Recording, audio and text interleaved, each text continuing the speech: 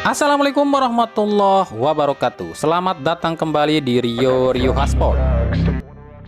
Terkadang kami heran loh dengan negara tetangga kita. Kenapa kok sibuk banget gitu ngurusin atau nyinyirin negara kita, khususnya di dalam dunia sepak bola. Nggak Vietnam, nggak Thailand, apalagi negara Ipin Upin. Padahal kita ini nggak pernah loh nyinyirin negara mereka. Apa ada harian atau media di Indonesia yang bikin berita pemain timnas anu jelek, pelatih timnas anu jelek, federasi tim anu jelek? Nggak ada. Tapi kok mereka caper amat ya sama kita? Jawabannya simple, yakni demi viewers alias penonton. Mereka tahu Indonesia ini negara dengan penduduk terbanyak keempat di dunia dan negara terbesar kelima dengan jumlah pengguna medsos terbanyak di dunia. Dan yang paling mereka tahu bahwa warga Indonesia ini gampang banget dipanas-panasin alias gampang banget dipecah belah. Makanya mereka ini bikin berita soal Indonesia yang tujuannya apa? Agar berita mereka ini dibaca atau ditonton oleh warga Indonesia yang akhirnya mendatangkan viewers yang banyak bagi mereka. Mereka mah nggak peduli bakalan dihujat balik sama netizen kita. Dan bodohnya sebagian masyarakat kita ini otaknya dangkal, emosian, dan gampang percaya sama berita atau gampang dipecah belah atau gampang dipanas-panasin sama mereka. Ya cocok deh. Seperti yang terbaru, media Malaysia Makan Bola bikin artikel yang isinya nuduh Sintayong gak bisa memaksimalkan potensi Jordi Amat. Di sini dituliskan Jordi Amat adalah pemain hebat. Dia ini mantan punggawa timnas Spanyol U21 dan di JDT Jordi menjadi tulang punggung. Tapi kenapa saat di timnas Indonesia Jordi seperti anjlok, bahkan sering bikin blunder? Makanya mereka ini menuduh Sintayong ini nggak becus ngelatih Jordi. Nah sekarang yuk kita cek fakta aja deh. Sebelum Jordi Amat ada nama Sadil Ramdhani yang juga sama kasusnya dinyinyirin oleh media Malaysia. Sebab kenapa saat di Sabah Sadil ini bagus tapi ketika di timnas Indonesia justru jelek. Tapi akhirnya kebongkar kan maksud dan tujuan dari netizen Malaysia ini. Netizen Malaysia ingin Sadil ini pindah ke warga negaraan jadi warga Malaysia dan niat lain agar si pemain yang dinyinyirin ini mentalnya keganggu dan akhirnya jika di timnas mainnya jelek. Nah kemungkinan ini pun yang dituju oleh media Malaysia dengan nyinyirin Jordi Amat. Ya mungkin saja mereka ingin Jordi ini pindah jadi warga negara Malaysia. Kan semua juga tahu negara ini negara pencuri. Negara Malaysia itu kan negara pencuri. Apa-apa dicuri. Ya mungkin sepak bola pun ingin dicuri juga gitu.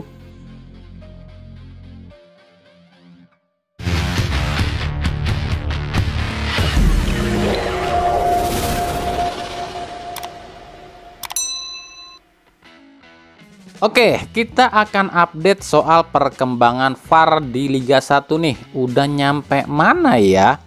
Kemarin kami coba tanyakan pada pihak PSSI dan pihak PSSI cuma ngejawab, VAR sudah kami selesaikan semuanya dan kami sudah serahkan pada LIB. Silahkan tanya ke LIB untuk kesiapannya, ujar Waketum PSSI Ratu Tisa. Akhirnya para media pun menanyakan pada PT LIB dan ditemuilah Sabrina Katia selaku juru bicara LIB di acara penandatanganan kerjasama antara PSSI dengan Garuda Yaksa. Menurut Sabrina, VAR tetap diterapkan dan sudah bisa dipakai di pekan ke-24. Dan Sabrina pun mengatakan semua pertandingan sisa Liga 1 akan memakai VAR. Cuma yang dipasang di stadion atau VAR yang tetap itu cuma ada di 4 stadion, yakni SJH, JIS, GBT, dan Manahan. Sisanya pakai mobil VAR. Iya, serentak semua pertandingan akan gunakan VAR. Sebelum implementasi Februari memang kita akan trial dan uji coba di setiap lapangan. Total ada 4 stadion yang sudah terjadwal gunakan VAR yang sudah terupdate per Desember, ujar Sabrina. Nah, kita akan lihat nih, benarkah ucapan LIB ini atau ini cuma karena di situ saat ditanya wartawan tuh ada Erick Thohir selaku ketum PSSI, makanya LIB berani bilang kayak gitu. BTW, kenapa ya bukan Ferry Paulus yang menjelaskan? Ada yang tahu kenapa?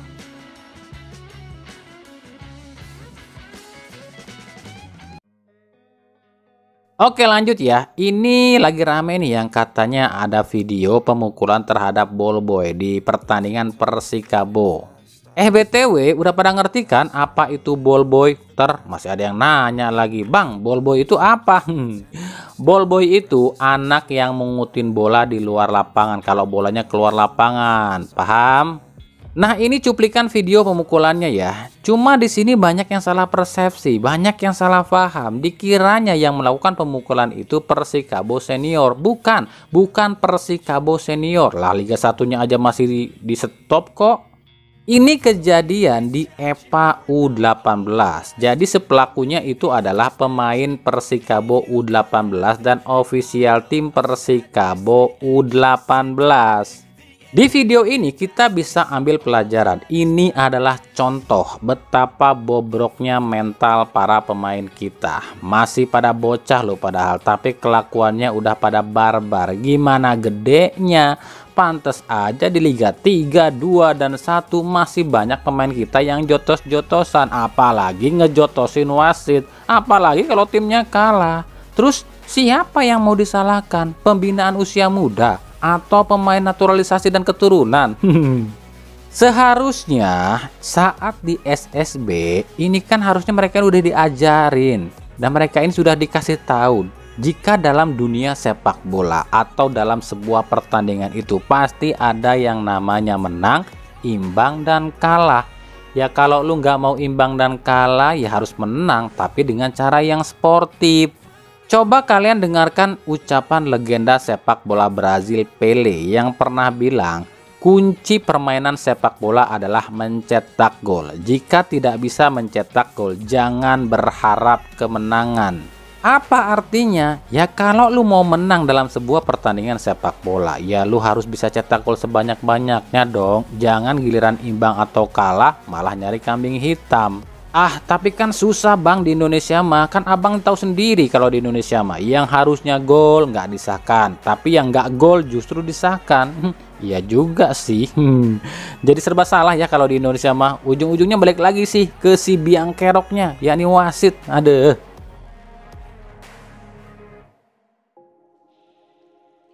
Dari Persib Bandung, setelah kemarin ada Stefano Beltrame yang kemungkinan akan didepak oleh Persib di akhir musim ini sebab belum juga bisa tunjukkan performa terbaiknya, kini ada satu nama lagi yang berpeluang cabut atau pergi dari Persib. Dia adalah ujung tombak Persib, si gundul David Da Silva. Pemain yang akrab disapa Dadang ini berpotensi tinggalkan Persib di akhir musim ini. Ada 3 alasan kenapa DDS akan hilang dari Persib. Yang pertama, faktor usia. Usia DDS saat ini 34 tahun, di mana bagi seorang pesepak bola usia segitu mungkin sudah tak bisa lagi sebanding atau setangguh dulu. Ini terbukti di musim ini DDS nggak setangguh dan nggak segarang musim lalu. Musim lalu bisa cetak 23 gol dalam satu musim. Faktor yang kedua adalah habis kontrak. DDS memang baru diperpanjang kontrak oleh Persib di bulan November lalu, tapi pihak Persib nggak mengatakan berapa lama durasi kontrak baru DDS ini. Bahkan ada kabar jika DDS ini cuma diperpanjang sampai akhir musim saja. Hal ini ada 2 faktor kenapa DDS ini cuma diperpanjang kontrak sampai akhir musim. Yang pertama, DDS ingin kembali ke Persebaya musim depan. Yang kedua, faktor kenyamanan, di mana di Persib DDS ini selalu diteror dan mengaku memiliki banyak haters. Makanya DDS ini pun cuma mau diperpanjang kontrak sampai akhir musim aja. Yang ketiga adanya Romel Morales yang kabarnya akan dibawa Boyan Hodak ke Persib musim depan. Ya, berita ini sudah ramai berkembang di kalangan klub KL City. Jika Romel Morales yang baru saja dinaturalisasi oleh Malaysia sebenarnya sudah mengikat kerjasama dengan Persib, tapi masih menunggu musim depan. Selain Romel Morales, ada nama striker JDT Bergson da Silva yang tengah digoda oleh Boyan Hodak, dan juga striker Selangor FC Ivedayo Olusegun yang juga kabarnya tengah negosiasi dengan Persib. Bahkan di Google, Ivedayo sudah disandingkan dengan mantan bomber Persib Wander Luiz yang menandakan pemain ini ada hubungan dengan Persib. Tapi kembali kami ingatkan, ini semua baru sebatas rumor alias pengamatan saja berdasarkan apa yang terjadi di lapangan saat ini. Soal kebenarannya ya kita tunggu saja musim depan.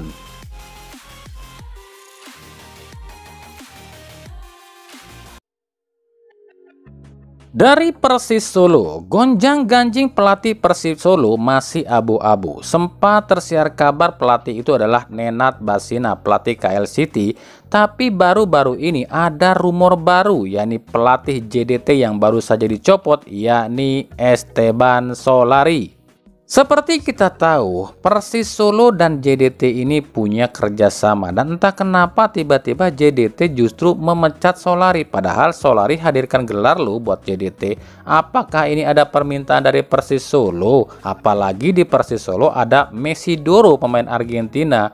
Dan tentu saja jika Esteban Solari ke Persis Solo, maka nama-nama seperti Leandro Vazquez dan Fernando Forestieri pun akan gabung ke Persis Solo.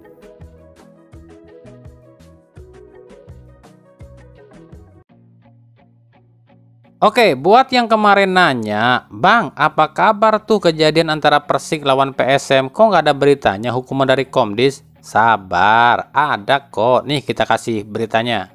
Komdis PSSI kembali keluarkan denda meskipun Liga 1 di stop ya. Denda ini tuh denda pekan ke-23 sebelum di stop ya.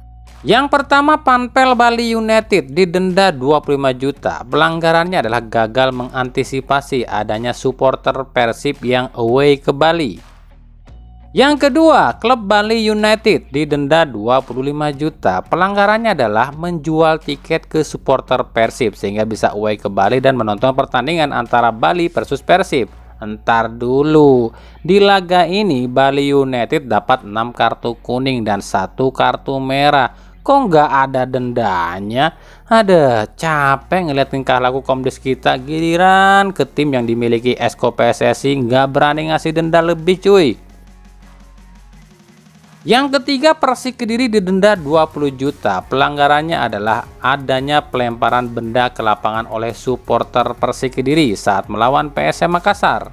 Yang keempat, Persik Kediri didenda lagi 50 juta. Pelanggarannya adalah adanya supporter Persik Kediri yang masuk ke dalam lapangan saat lawan PSM Makassar. Yang kelima, Adrian Syah, kiper PSM didenda larangan main 2 kali dan didenda 75 juta. Pelanggarannya adalah melakukan aksi balasan ke penonton, yakni melempar botol minuman ke arah penonton yang menyebabkan penonton emosi dan terjadilah keributan.